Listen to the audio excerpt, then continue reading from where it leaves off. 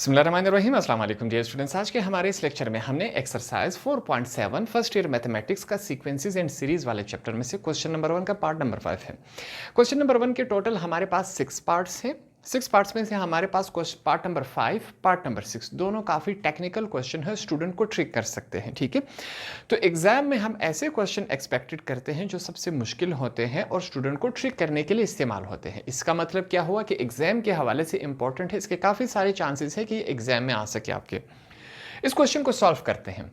हमारे पास क्या दिया गया है, एक इक्वेशन दिया गया है। इस इक्वेशन को हम क्या कहते हैं, इस पूरे एक्सरसाइज में हम आ रहे हैं कि ये हमारे पास एक ज्योमेट्रिक सीरीज है, ज्योमेट्रिक सीक्वेंस में लिखा गया है ये हमारे पास टर्म। ठीक है, ज्योमेट्रिक सीक्वेंस का हमें कैसे पता चलता था कि ये ज्योमेट्रिक सीक्वेंस में है? सिंपल सी बात है, इस नंबर को इस पे डिवाइड करते थे, जो आंसर आता था वो इसका भी आना चाहिए, इसका भी आना चाहिए, इस तरह करते आना चाहिए। ठीक है, यहाँ पर जो हमारे पास वैल्यूज दी गई है, अगर इस वैल्यू को इस पर डिवाइड किया जाए इसका एक आंसर आएगा, इसको इस पर डिवाइड किया जाएगा इसका अलग आंसर आएगा। जब अलग अलग आंसर आएगा तो इसका मतलब क्या है कि ये हमारे पास ज्योमेट्रिक सीरीज नहीं है।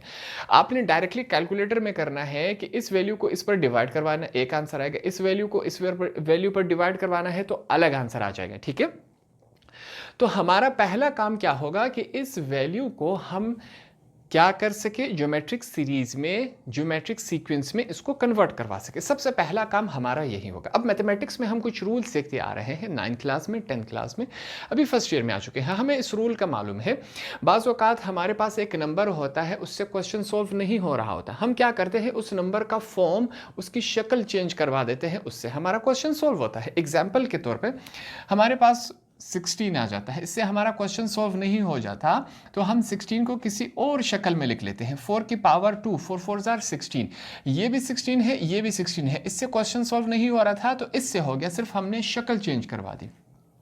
सेम यही काम, यही पैटर्न हम यहाँ पर इस्तेमाल करेंगे। अब हम कोशिश करेंगे कि इनकी जगह कुछ ऐसी वैल्यूज लिखें जिनको आपस में प्लस माइनस करवा लिया जाए, वही सेम वैल्यू बन जाए हमारे पास। ठीक है, तो यहाँ पर हम कोशिश करेंगे, ये तमाम वैल्यूज आपस में क्या हो रही हैं, ऐड हो रही है, तो इनकी जगह हम ऐसी वैल्यूज ट्राई करते हैं।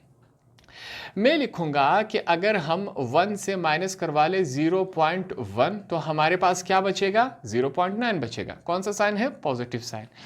अगर हम 1 से 0.01 फिगर माइनस करवा ले, कैलकुलेटर साथ में आप रखेंगे, डायरेक्ट करते जाएंगे कि क्या वही वैल्यू बन रही है ऊपर वाली क्या नहीं। ठीक है, पॉजिटिव साइन है। अगर हम 1 से माइनस करवा ले 0.001 को तो हमारे पास क्या आंसर आना चाहिए, ये आंसर आना चाहिए। ये वैल्यू आगे चलती जा रही है dot dot dot to n terms. ये जो लास्ट में हमारे पास लिखा गया है टू n टर्म, इसका मतलब क्या है कि ये जो वैल्यू है वो कहाँ तक जा रही है हमें मालूम नहीं है। जब कोई चीज़ मैथमेटिक्स में कोई वैल्यू हमें मालूम नहीं, उसकी जगह हम n इस्तेमाल करते हैं। ये कॉन्सेप्ट क्लियर हो गया। अब यहाँ पर हम क्या करेंगे, अगर अब हमने डिवीजन की तरफ जाना है, इस वाली वैल्यू को इस पर डिवाइड करवाना है, देखेंगे आंसर, फिर इस वैल्यू को इसके देखेंगे आंसर सेम आया क्या नहीं। जब सेम आया तो इसका मतलब क्या है, ज्योमेट्रिक सीक्वेंस है। इस स्टेप पर जाने से पहले हमारे पास यहाँ पर ब्रैकेट के अंदर दो वैल्यूज है। ठीक है, हम इन दोनों वैल्यूज को अलग अलग कर लेते हैं ताकि हमारा जो क्वेश्चन है वो आसानी से सॉल्व हो, कोई कंफ्यूजन ना रहे।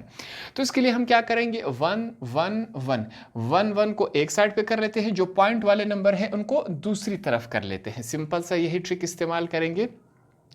यहां पर सबसे पहले बड़ा ब्रैकेट, फिर इससे छोटा ब्रैकेट।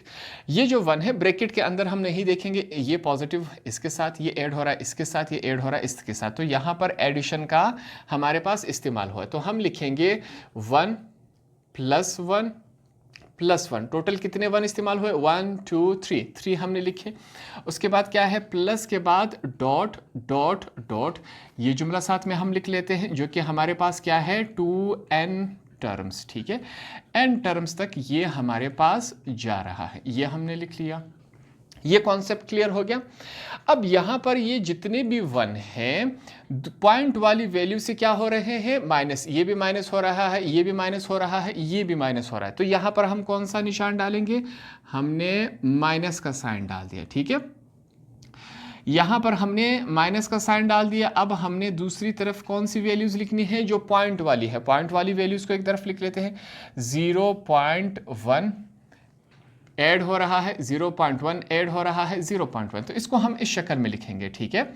0.1 ऐड हो रहा, सॉरी यहाँ पर वैल्यूज़ कुछ मुख्तलिफ है, 0.01 है, ये हमने लिखा। उसके बाद क्या है, एडिशन है, फिर हमने तीसरी वैल्यू लिखनी है 0.001 है। इसके बाद positive sign, dot dot dot, और ये वैल्यू आगे चलती जा रही है। हम लास्ट में क्या लिखेंगे, to n terms, n term तक ये वैल्यू जा रही है। इसका मतलब क्या है, कहाँ तक जा रही है, हमें कोई आइडिया नहीं है, इस वजह से ये जुमला हमने लिख लिया, ठीक है। अब हमारा जो क्वेश्चन है उस टर्म में कन्वर्ट हो चुका है कि अब हम क्या ले सके, इस इक्वेशन में से वैल्यूज़ ले सके। इस वाले में से हम वैल्यूज़ नहीं ले सकते क्योंकि ये 1 1 1 है, ठीक है, सेम वैल्यूज़ है। तो हम क्या करेंगे, इक्वेशन जो हमने निकालनी होती है, वैल्यूज़ निकालनी होती हैं, हम क्या करेंगे, इस वाले साइड से हम कोशिश करेंगे कि हम अपने लिए वैल्यूज़ निकाल सकें। जैसे कि हमने मैथमेटिक्स में कहा था कि जो हमारे पास पहला फिगर होगा इस एक्सरसाइज में, उसे हम एज A1 लेंगे। हमारे पास क्या है, 0.1 है। उसके बाद हम क्या लेते हैं, आर से मुराद क्या होता है, कॉमन रेशो। इन दोनों वैल्यूज़ को आपस में डिवाइड करवाएंगे, जो आंसर आएगा वो क्या है, कॉमन रेशो। सेम यही काम होगा, 0.01 अगर डिवाइड हो जाए 0.1 पे तो इसका आंसर क्या होगा, कैलकुलेटर से कर ले, ठीक है, ज़्यादा कंफ्यूज होने की ज़रूरत नहीं है। हम लिखेंगे 0.01 डिवाइडेड बाय 0.1, हमारे पास आंसर क्या आना चाहिए, 0.1 ही आना चाहिए। क्या आना चाहिए, 0.1 आना चाहिए। दूसरा टर्म भी ट्राई कर लेते हैं, क्या पता इसका आंसर अलग आ जाए तो हमारा क्वेश्चन गलत होगा। रेशो में इन दोनों वैल्यूज़ का जो आंसर आएगा इन दोनों का भी सेम आना चाहिए, ठीक है। तो बड़ी वैल्यू ये सबसे पहले लिख लेते हैं, 0.001 डिवाइडेड बाय सेकेंड टर्म से हमारे पास क्या है, 0.01, इससे हम डिवाइड करवाएंगे, कैलकुलेटर का यूज़ करेंगे। 0.001 डिवाइडेड बाय 0.01, हमारे पास क्या आंसर आया, 0.1 आया। इसका आंसर भी हमारे पास क्या आया, 0.1 ही आया।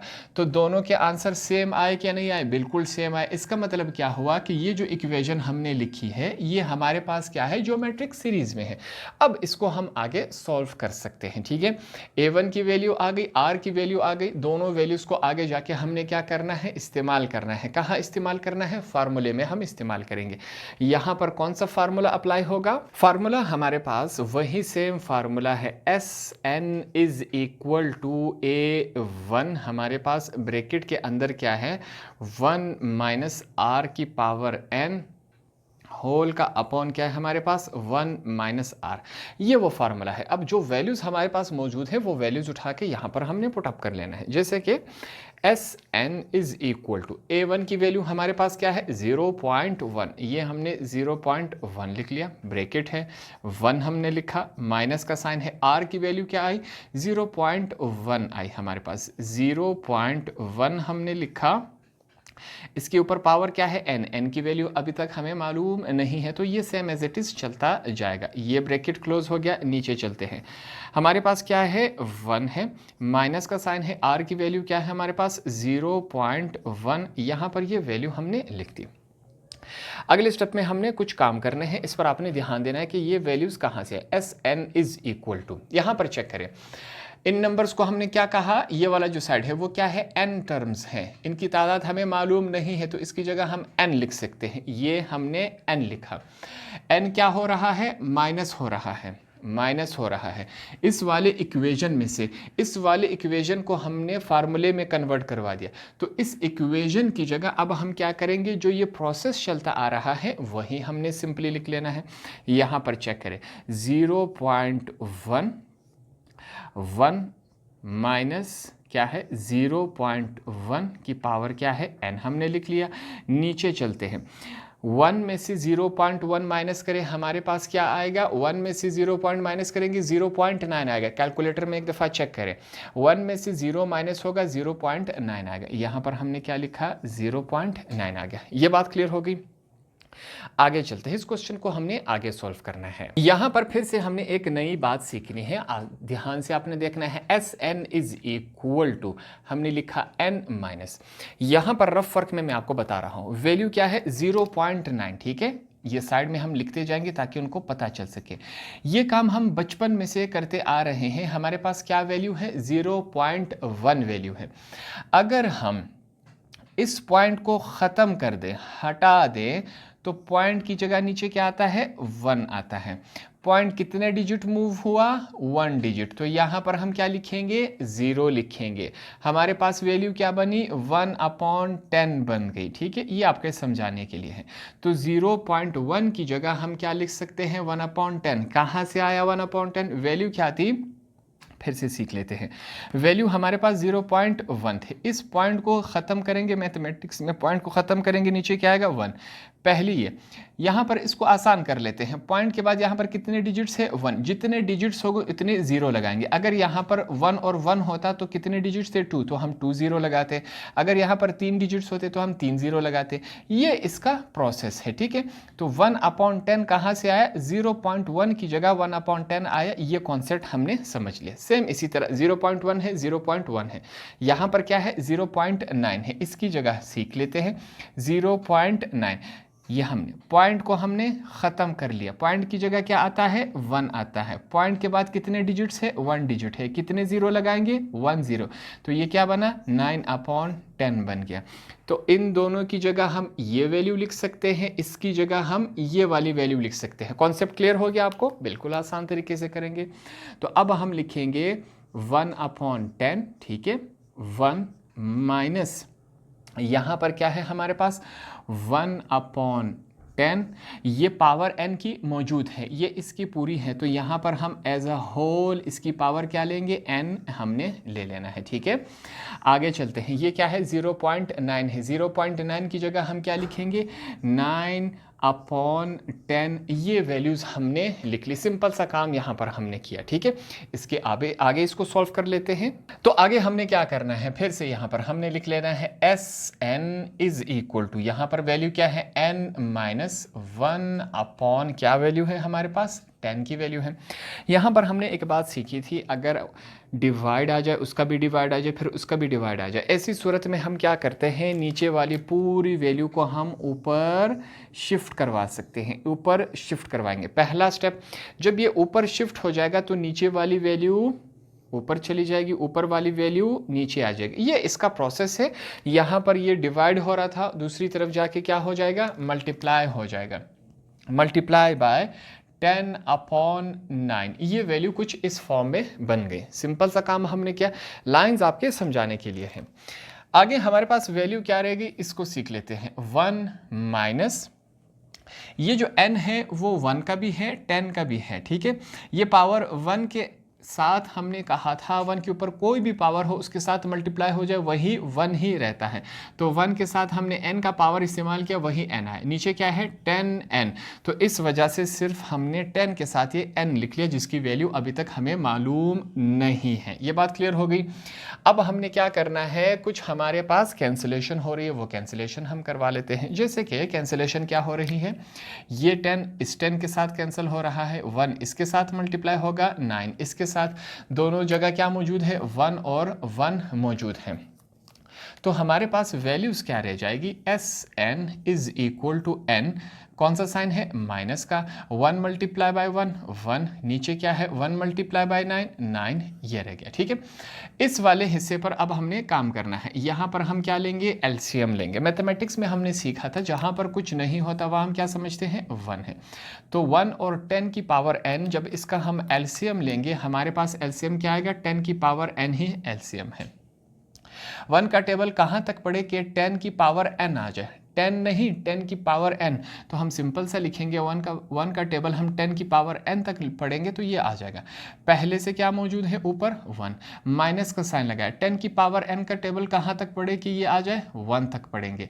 यहाँ पर क्या है, 1 पहले से मौजूद है। सॉल्व करते जाएंगे। Sn is equal to n minus 1/9। 10n को 1 के साथ मल्टीप्लाई करें, 10n की पावर माइनस 1 मल्टीप्लाई बाय 1 1 ही आता है। नीचे क्या है, 10 की पावर n है। इसको हमने ब्रैकेट क्लोज करवा लिया। क्या अब ये क्वेश्चन इससे आगे सॉल्व हो रहा है या नहीं हो रहा, इससे आगे सॉल्व तो नहीं हो रहा, अलबत्ता यहाँ पर हम एक स्टेप और कर लेते हैं। जैसे कि आपका आंसर दिया गया है S N is equal to N minus है हमारे पास। जो ऊपर वाली वैल्यू है वो ऊपर वाले के साथ मल्टीप्लाई होगी, नीचे वाली वैल्यू नीचे के साथ मल्टीप्लाई होगी। 1 जब इस पूरे ऊपर वाले हिस्से के साथ मल्टीप्लाई होगा वो value same as it is आएगी, जो कि हमारे पास क्या है 10n माइनस 1 है। ठीक है, 9 को 10n के साथ मल्टीप्लाई नहीं करवाया जा सकता, तो हम लिखेंगे 9 मल्टीप्लाई बाय 10n। ये इससे आगे क्वेश्चन सॉल्व नहीं हो रहा, तो यही हमारा क्या है क्वेश्चन है। थोड़ा सा टेक्निकल क्वेश्चन था, हमारे पास ज्योमेट्रिक सीरीज की सीक्वेंस में नहीं था। सबसे पहले हमने इसको ज्योमेट्रिक सीरीज के सीक्वेंस में कन्वर्ट करवाया, कन्वर्ट होने के बाद हम इस क्वेश्चन को सॉल्व करने में कामयाब हो सके। फाइनल आंसर हमारे पास ये आया।